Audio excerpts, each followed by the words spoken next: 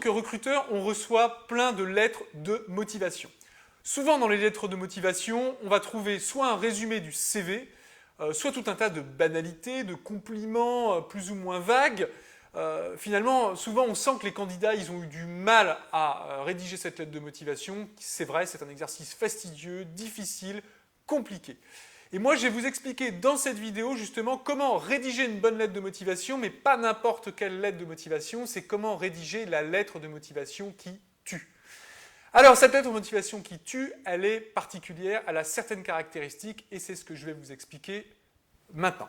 Alors, comment rédiger cette lettre de motivation qui tue? Alors, la première étape, c'est d'abord d'essayer de comprendre ce que recherche le recruteur. Vous avez en face de vous quelqu'un qui veut embaucher, qui est prêt à payer quelqu'un pour lui rendre un service, eh bien, il a besoin que cette personne l'aide à atteindre ses objectifs. Donc, pour comprendre, pour rédiger une lettre de motivation qui tue, il faut d'abord essayer de comprendre quels sont les objectifs du recruteur. Qu'est-ce qu'il recherche à travers ça? Pour ça, il faut se mettre à sa place. Il faut faire un exercice d'empathie et imaginer qu'est-ce qui l'anime, à quoi il pense tous les jours dans son quotidien. Alors, je vais prendre un exemple très concret. Si on prend l'exemple d'un laveur de vitres qui doit être recruté dans une entreprise de nettoyage.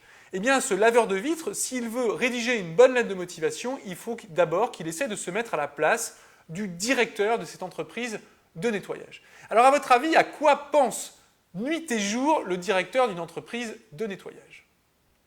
Eh bien, tout simplement à faire du profit.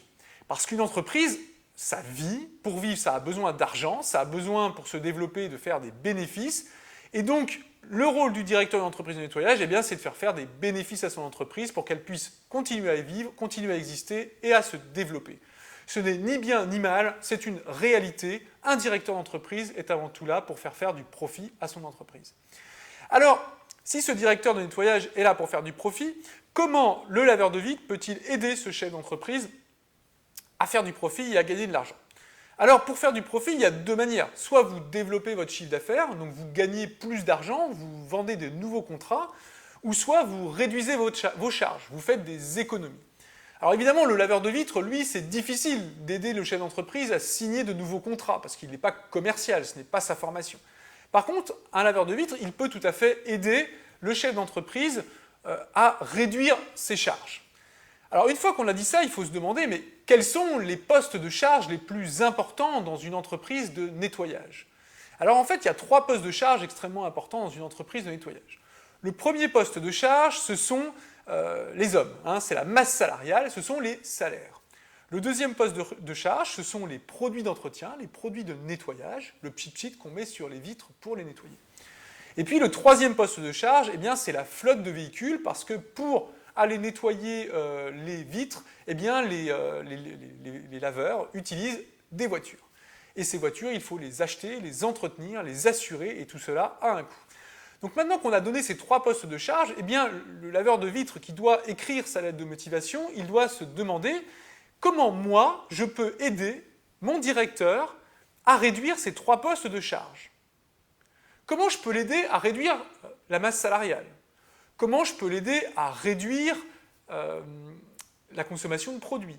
Et puis, comment je peux l'aider à réduire les coûts qui sont associés aux véhicules? Eh bien, finalement, s'il se pose cette question, il va tout de suite voir apparaître 3 qualités. 3 qualités qui sont essentielles et qui sont celles qui feront un bon laveur de vitres. La première qualité, c'est d'être rapide. Car un laveur de vitres qui va laver 10 vitres en 1 heure contre un laveur de vitres qui n'en laverait que 5, fera évidemment faire plus d'économies à son directeur. Donc rapide, c'est la qualité la plus essentielle d'un bon laveur de vitres. La deuxième qualité la plus essentielle, c'est économe.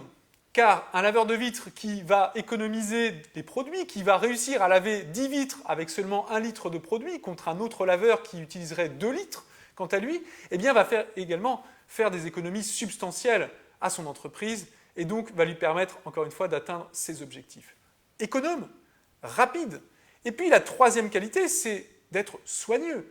C'est-à-dire que le laveur de vitres qui va prendre soin des véhicules, qui va faire attention à ne pas les rayer, à ne pas avoir d'accident, à ne pas abîmer le moteur par des comportements ou une conduite à risque, eh bien va évidemment participer, aider la direction de l'entreprise à faire des économies et donc à faire des profits, à continuer à gagner de l'argent pour que cette entreprise, eh bien, elle continue à vivre et à se développer. Rapide, économe, soigneux, sont les 3 qualités essentielles qui vont permettre à un laveur de vitres de réussir dans son poste. Eh bien, croyez-moi, si le laveur de vitres qui postule dans une grande entreprise de nettoyage marque dans sa lettre de motivation « Je suis une personne rapide, économe et soigneuse avec le matériel », eh bien, il va toucher en plein cœur le directeur de l'entreprise. Il aura écrit la lettre qui tue, la lettre qui convainc immédiatement de vous embaucher, car le directeur se dira « Tiens, cette personne-là, elle a compris ce que je voulais, elle a compris quels étaient mes objectifs, elle a compris quelles étaient mes préoccupations, et elle sait ce qu'il doit faire pour être efficace et performante. » Donc, faites ce travail, mettez-vous à la place du recruteur, essayez de comprendre ses objectifs, ses contraintes, ses enjeux, et vous verrez les qualités que vous devez posséder, que vous devez mettre en avant pour réussir votre entretien de motivation et pour réussir surtout votre lettre de motivation et faire une lettre qui tue, qui convainc, qui emporte l'adhésion et qui fait qu'on a envie de vous recevoir et qu'on a envie de vous recruter dans une entreprise. Écoutez, si vous avez besoin d'être accompagné dans vos candidatures, dans votre stratégie de recherche d'emploi, dans la préparation d'un CV, dans la préparation d'un entretien de recrutement, les équipes d'orientation se tiennent à votre disposition dans l'un de nos centres d'orientation en France. Alors je vous dis à très bientôt. Si vous avez aimé cette vidéo, si vous avez envie de la partager, pensez à la liker, à la partager, à la communiquer. La connaissance, c'est fait pour être partagée, donc partagez. Écoutez, je vous dis à très bientôt dans l'un de nos centres d'orientation en France.